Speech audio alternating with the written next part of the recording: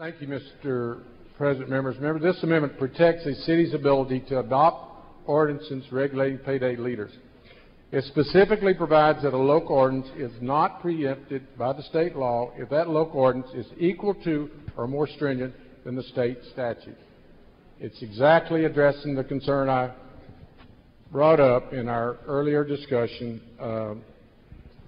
If you want to truly protect the consumers, as has been advocated here by many this afternoon, this would allow a city like Houston, who has no regulation, to have their regulation. And in fact, if the local constituents want to go beyond state regulation, it would allow for that. And I would suggest to you the only group that would be opposed to my amendment would be, in fact, the industry that is so been referred to today. Senator Carona, I would hope you'd accept my amendment, and at the bottom, at the least, I would ask, what's the harm in taking this amendment? First of all, it's a process. It's going over to the House. I promise you, most of the amendments that have already been adopted will be thoroughly discussed, and I would like to have this one included in that package because I see absolutely no harm from treating Houston as Dallas, Austin, San Antonio, El Paso, and other cities are. And I offer up this amendment at this time.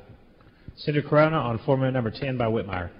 Senator Whitmire and colleagues, I voiced my concerns about this earlier. I mean, this has the effect, I think, of well, perhaps not leaving us with any hope of passage if this were to go on.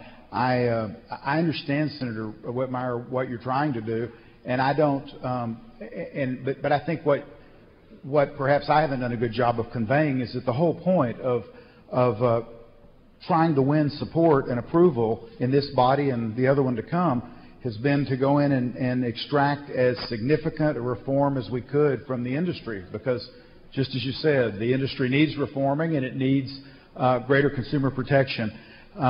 Like every bill we pass down here, there are trade-offs, and in order to be able to work this bill, one of the worst things we could do to it in terms of weighting it down and making it difficult to pass is to not have some sort of preemption language. You basically take out any real reason for the other side to trade. And so what I would ask you respectfully is that we allow a 2-year period, and it won't just apply to Houston, it will apply to all cities, whether they have an ordinance now or not, but to allow for a 2-year period an opportunity to see if these changes work. This automatically sunsets, and so it's not, we will have an opportunity to look at it again 2 years from now. But I think that just as we did liquor years ago and other contentious issues, we've chosen to regulate at the state level as opposed to the city level, and there are efficiencies to doing that. There are consistencies for people trying to do business within our state, and this avoids a patchwork of local laws in favor of what I hope is good public policy, and I candidly believe is good public policy that we're trying to make on the floor today. So I don't mean this with any disrespect, but I would ask that we move to table this amendment at this time. Senator Whitmire to close on floor amendment number 10. Thank you, members. You understand, and I want to thank you for the seriousness in which you've debated this topic. But this is a common sense, straight shooting approach to allow your individual cities to regulate this industry as even more stringent than the state if they choose. They can follow the state regulation if they'd like, if they want to get involved on where they're located, the amounts of return, et cetera, et cetera.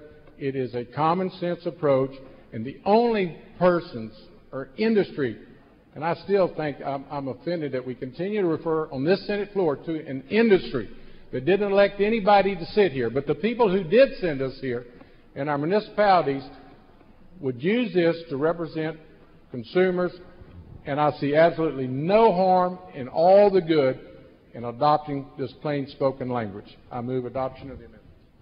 Members, Senator Carona has moved to table. No, I move no, not to table. Senator Carona has moved to table floor amendment number 10. Secretary, please call the roll. 9 ayes, 21 nays. The motion to table fails.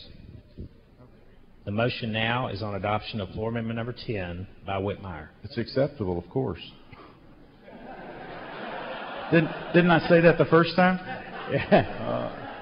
You've now heard Senator Carona's comments on floor amendment number 10. Is there any objection to adoption of floor amendment number 10? Hearing none, floor amendment number 10 is adopted.